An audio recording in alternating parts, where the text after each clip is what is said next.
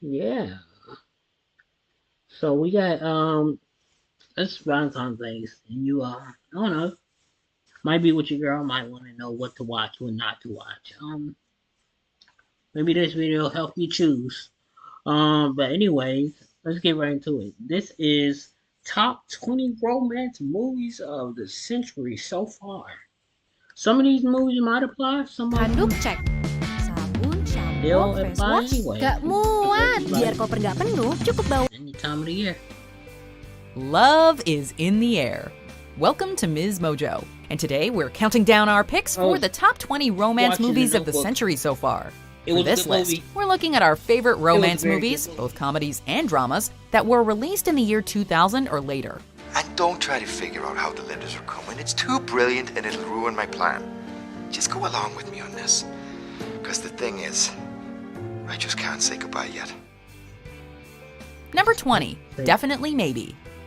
We are a sucker for a love story with a fun framing device, and Definitely Maybe certainly fits the bill. I'm gonna tell you the story, and I'm not telling you who your mom is. Fine. You're just gonna have to figure it out for yourself. Good. And I'm changing all the names and some of the facts. I just decided that right now, and then we'll see how smart you are. I like it. It's like a love story mystery. Will, Ryan Reynolds, is the father to precocious Maya, played by Abigail Breslin, obviously, and is going through a divorce from her mother. Thanks for telling me the story. You're welcome. I forgot to tell you the happy ending. What is it? You. He starts to share stories with her about his romantic past, interweaving tales of all the women who've been important in his life. Maya tries to figure out which one is her mother, and the audience tries to figure out who Will truly belongs with in this heartwarming film. Will you?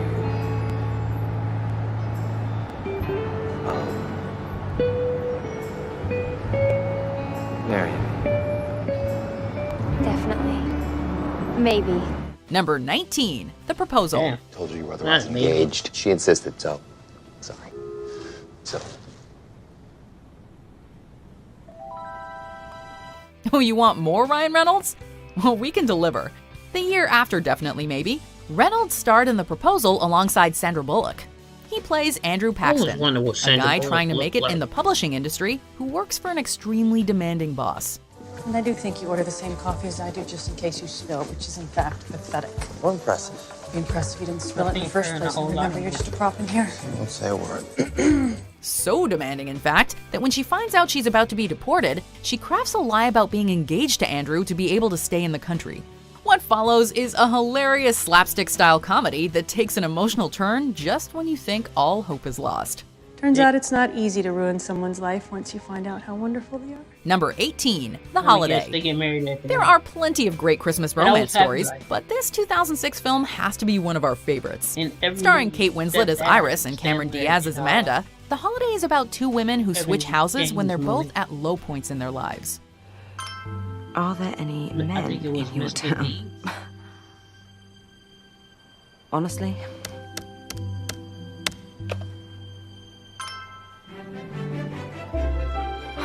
We get to see Diaz settle into a cozy English cottage, and Winslet sprawl out in an LA mansion. And of course, both of them find love along the way.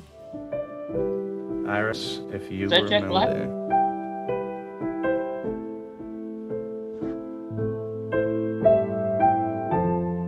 I used only the good notes. Alongside the romance stories, there's also an inspiring subplot about Iris's friendship with an elderly screenwriter, played by the late great Eli Wallach. In the movies, course we it's have right. leading ladies, They're already the soul. and we have the best friend. Not that there's I can tell are leading Robert De Niro ladies, still around. but for some reason, you're behaving like the best friend. You're so right. Number 17, Serendipity. It's just such a nice sound for what it means, a fortunate accident. I like how I don't know. Except I don't really believe in accidents. I think recognize some of the fate's behind characters. everything. No, you do. Another holiday love story is told in To this one, Serendipity, I don't a movie recognize that asks anybody. questions about whether fate can really bring two people together. Jonathan and Sarah have a chance encounter Like, and end up his spending face an does evening look together, familiar. but decide to let chance decide if they'll ever see each other again. When that $5 bill makes its way back into my hands, I'll be able to call you. And when you hear my voice on the other end, then you'll believe in fate, won't you? As years pass, they each become equally enamored with the idea of finding one another, but it's a task they've made difficult for themselves. This movie will have you yelling at your TV screen during their near misses and desperately crossing your fingers hoping that destiny is real.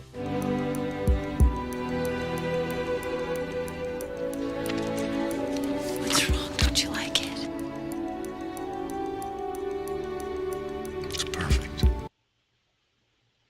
It's perfect. Responding to It's perfect emails takes time, but not with Grammarly. In a few clicks, Grammarly's generative AI drafts Number 16, A Star is Born. I heard about this. Can I tell you a secret? It did come out in 2018. Most of the romance movies I've seen is 2023. One of the more recent entries on our list crushed audiences when they saw it, despite the fact that they probably knew what was coming given how many times this film has been remade. But Bradley Cooper and Lady Gaga had a magnetic connection that made this version of the well-worn tale come alive for modern viewers, and convinced many that they must be together in real life as well. Hey, What? I just want to take another look at you.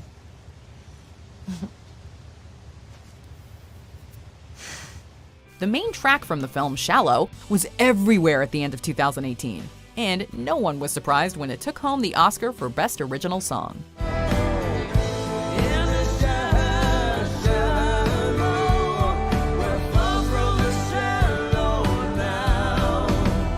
I feel like I would love this movie. Like I would have. Number 15, The F Word, also known as What If.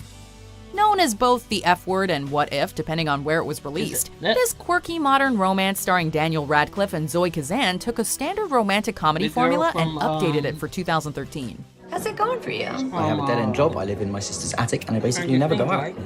Correcting pronunciation is my old thing. Actually, my new thing is oversharing. Radcliffe may have had a difficult time breaking out from his role in the Harry Potter franchise, but this established him as a believable romantic lead. Friends? Yeah, why not? Alright. Friends. Yeah. Is this always how you make friends? Like it's a business deal? Yeah, actually, it's just my style. Oh, it's quite unnerving, but it's good. If you're looking for a realistic portrayal of dating in the 21st century, this is a movie that doesn't sugarcoat or create a fantasy about what love most often looks like today. You know, if you're lucky, it happens once in a lifetime.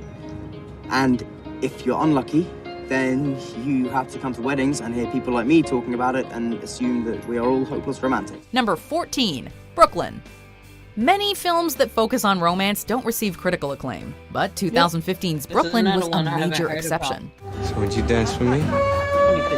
I'm not sure you taught me anything. Doesn't matter. Secret is to look as though you know something. I wish someone had told me that years ago. Telling the story of a young Irish girl who tries to make it in America, this movie stars Saoirse Ronan, who has proven to be one of the most prominent actresses of the century so far.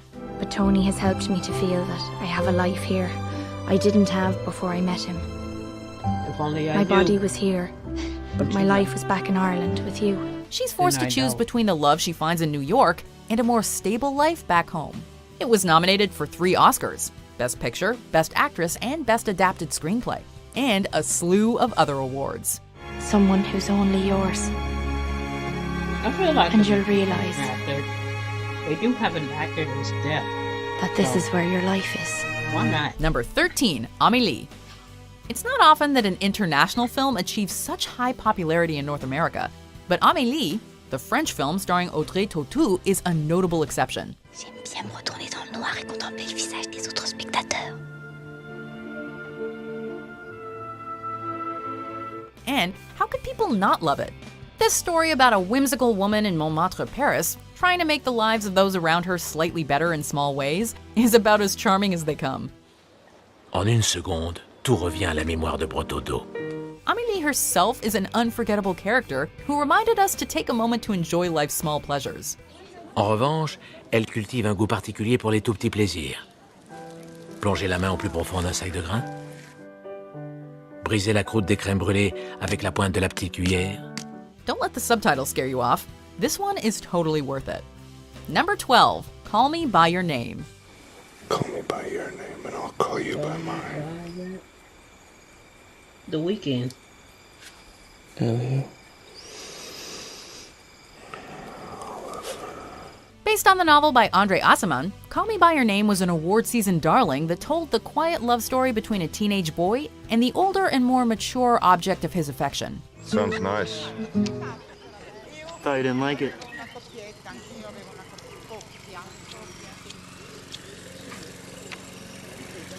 Play it again, man. We may be used to gay love stories focusing primarily on things that set them apart, but this is a classic tale of first love and the loss that comes along with it. The lush Italian setting in the 1980s will make you want to jump through your screen and be part of it yourself.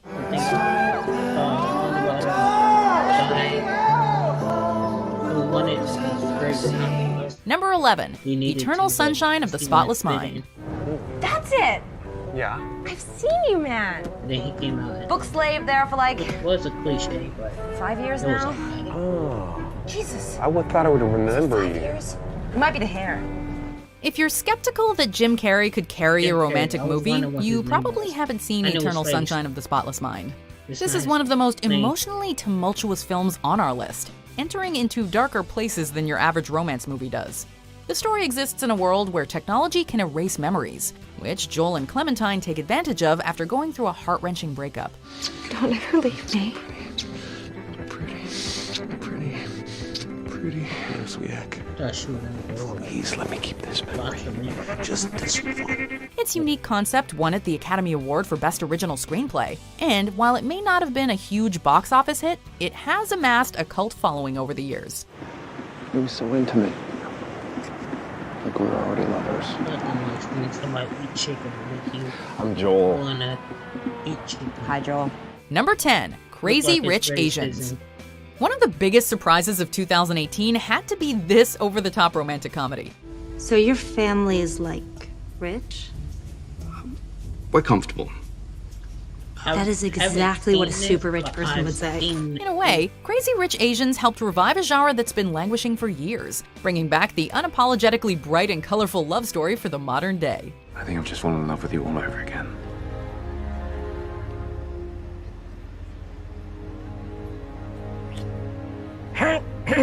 Set in Singapore, and based on a novel by Kevin Kwan, it was the first modern Hollywood movie to feature a majority Asian cast. As touching as it was hilarious, Crazy Rich Asians took the classic formula of the rom-com and made it feel new again. That it was because of me. A poor, raised by a single mother, low-class immigrant. Nobody. Number 9, Brokeback Mountain.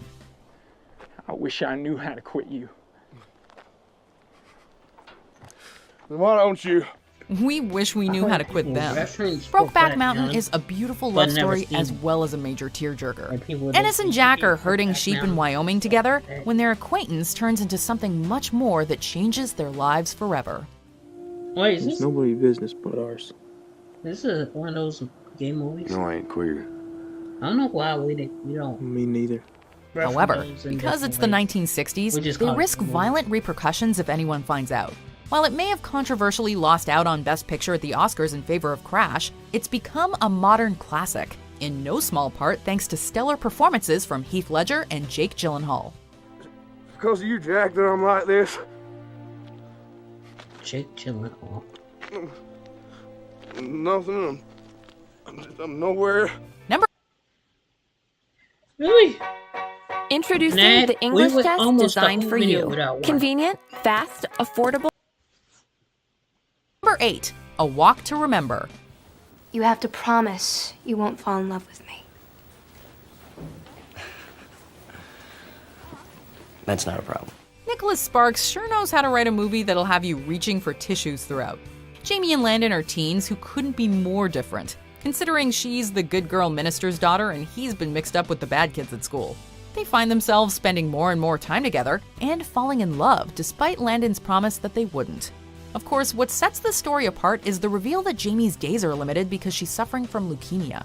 You know, I was getting along with everything fine. I accepted it, and then you happen.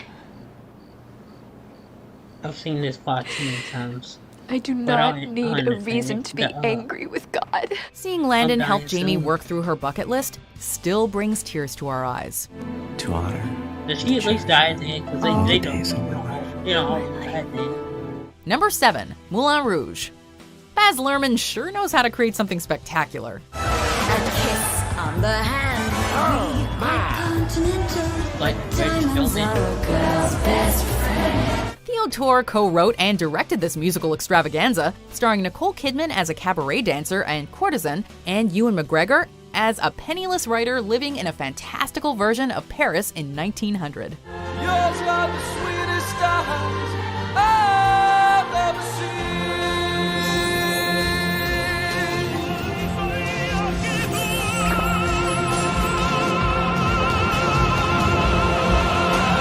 Moulin Rouge is a dazzling production that features much-loved love songs from many different genres, as well as jaw-dropping set pieces that will make you unable to look away. Love is like oxygen. Love is a many splendid thing. Love lifts us up where we belong. All you need is love. Please don't start that again. It became one of the few modern musicals to get a nod for Best Picture at the Oscars, also pulling in 7 other nominations.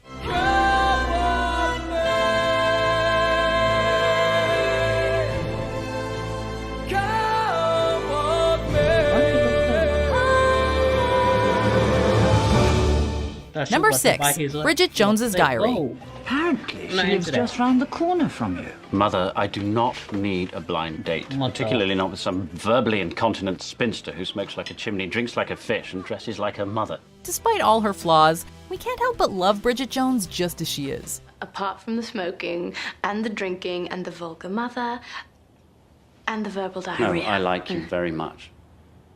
Just as you are. Whether she's making blue soup or putting her foot in her mouth for the millionth time, Renee Zellweger plays this role perfectly, in an imperfect way, of course.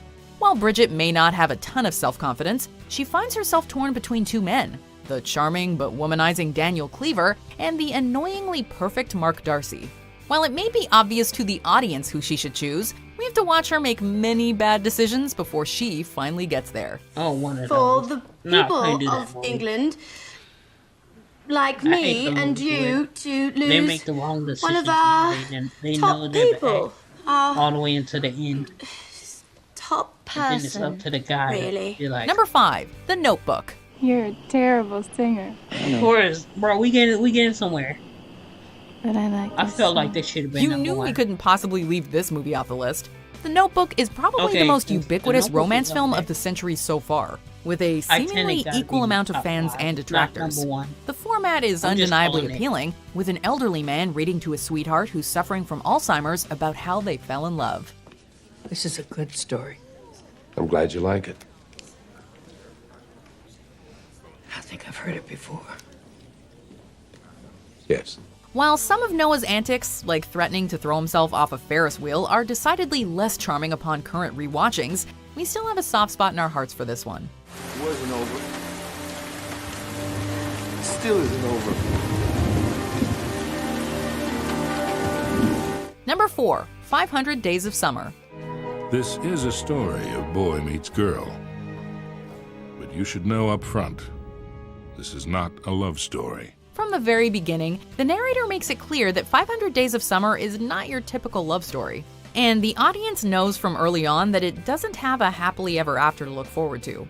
I love the Smiths. The girl from I said I love the Smiths. Nice Girl. And that guy from whatever TV show. you have good taste in music. I just don't recognize him. But that doesn't make us any less invested in the romance between Tom and Summer, with the achronological narrative only adding to the appeal. It's rare to have a story like this This told has from a to be male made point of in view, 2020. and Joseph Gordon-Levitt is the 2022. perfect actor to pull it off. Does it overutilize the manic pixie dream girl trope? Yes. Do we still love this movie? Also yes.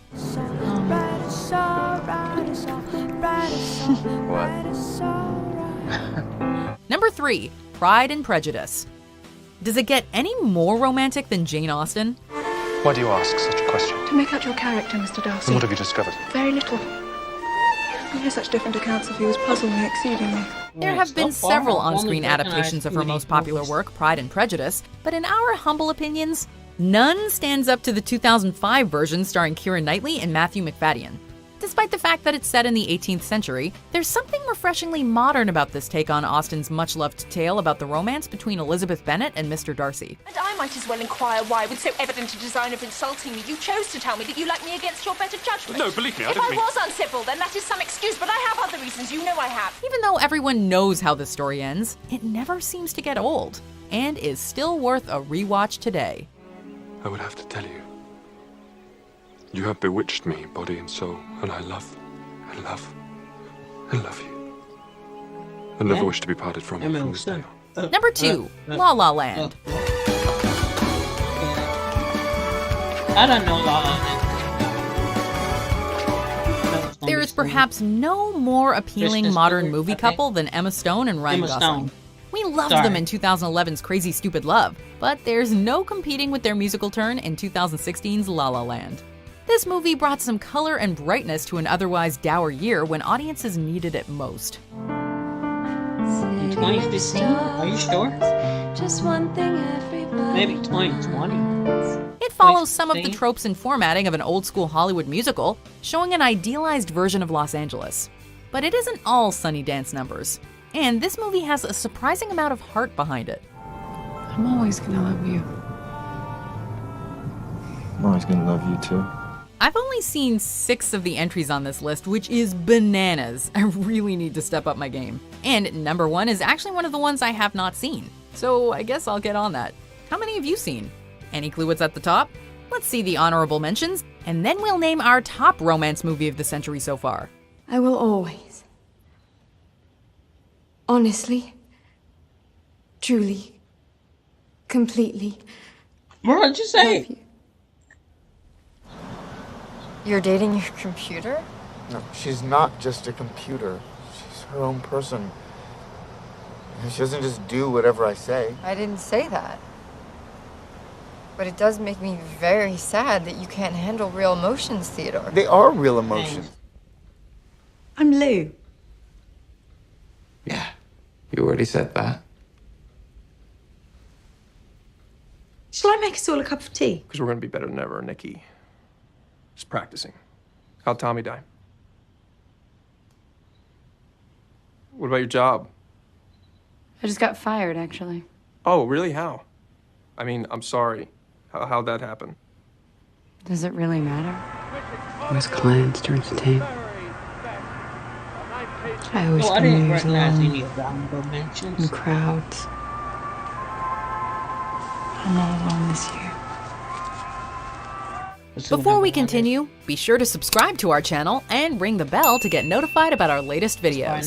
You have the option to be notified for occasional videos or all of them. If you're on your phone, make sure you go into your settings and switch on notifications. Number 1, Before Sunset. There's really nothing comparable to Richard Linklater's Before trilogy, which has seen actors Ethan Hawke and Julie Delpy return to the same story approximately every 9 years. Starting in the mid-90s with Before Sunrise, fans finally got to see whether Celine and Jesse reunited in Vienna in 2004. Did you show up in Vienna that December? Did you? No, I couldn't, but did you? I need to know, it's important to me. Why, if you didn't? Well, did you? The second movie takes place in Paris and shows us a snapshot of what our characters' lives have become. I never felt it was the right man. Never! But what does it mean, the right man? The love of your life? The concept is absurd. The idea that we can only be complete with another person is evil, right? Before Sunset ends on an ambiguous note, and viewers had to wait a decade to find out what happened between Celine and Jesse when Before Midnight was released in 2013 and caught us up with the pair. We always think we're evolving, but maybe we can't change that much. You know how I think I've changed the most? How? When I was younger, I just wanted time to speed up. Do you agree with our picks? No, Check out I this don't. other recent clip I from don't. Ms. Mojo. I didn't recognize any of them as much as I should have. No, I ain't like it. We had like 2 or 3 good movies. Everything else, no, I ain't like it. Thank y'all for watching.